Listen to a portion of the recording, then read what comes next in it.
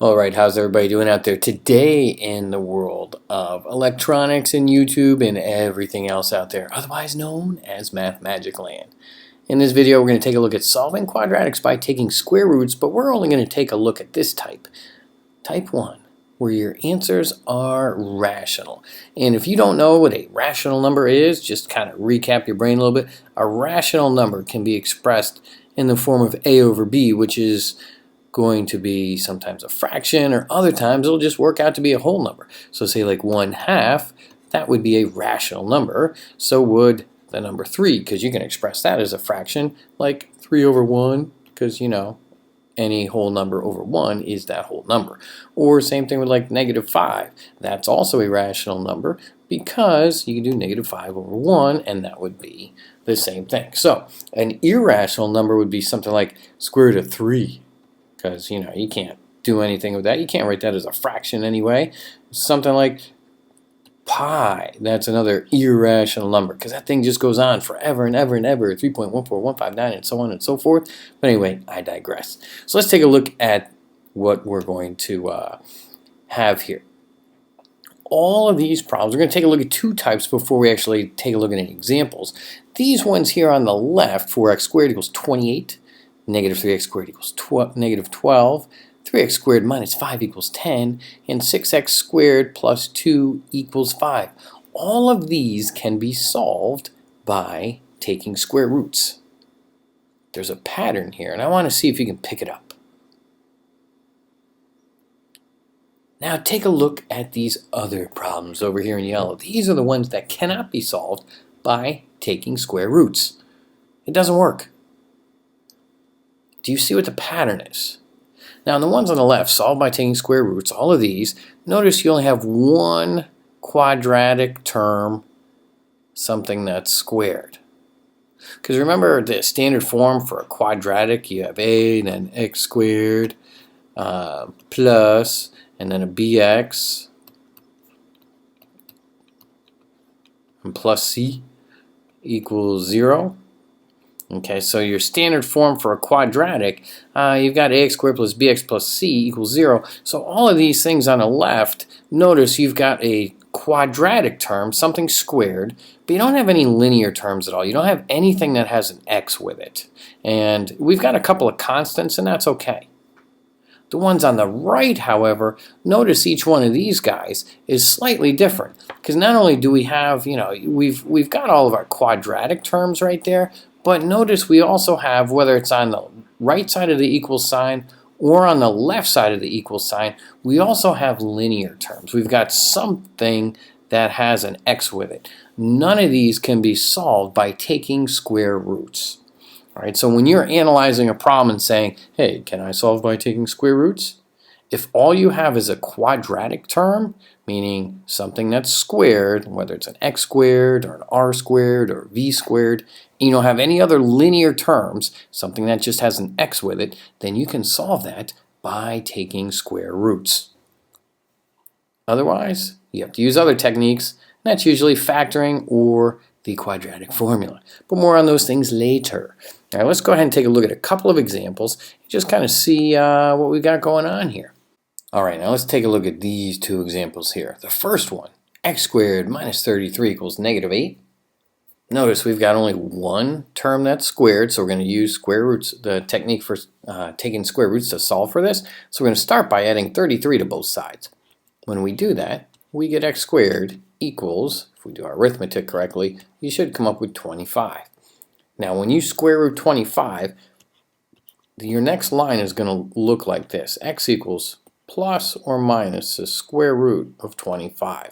So you're going to have to make sure you put the plus or minus on the side that has the constant, and that's a spot where most people will make a mistake, as they'll forget that. Now on the other side, you can just write x. Now lastly, you're going to have to simplify the square root of 25, because that's kind of nice. It is a perfect square number, 25. So what number times itself gives you 25? Well, there's two of them.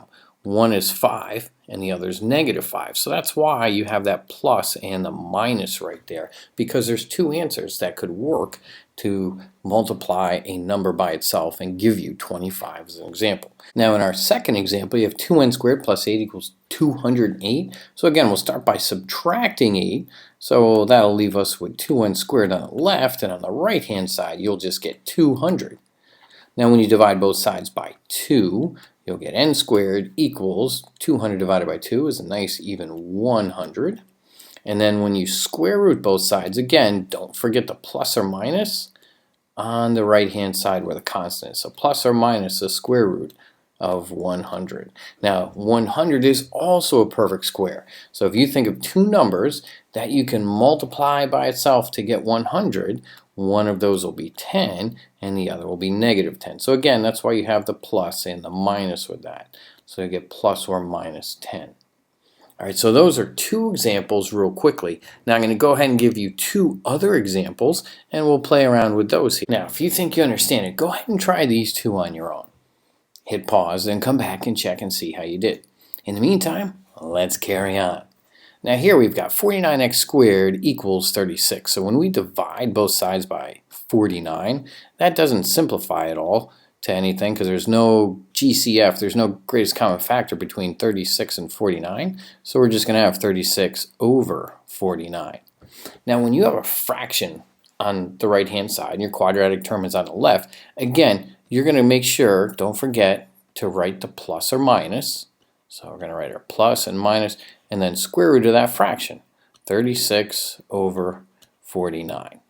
Now, sometimes people will write this out, and in some courses you're going to go ahead and do it this way, where you're going to write plus or minus. Now you can separate, one of the rules that you can use when you take a square root of a fraction is you can separate the top and put a square root in the numerator and a square root in the denominator.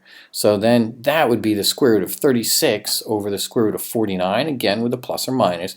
But notice both of these numbers are both perfect squares.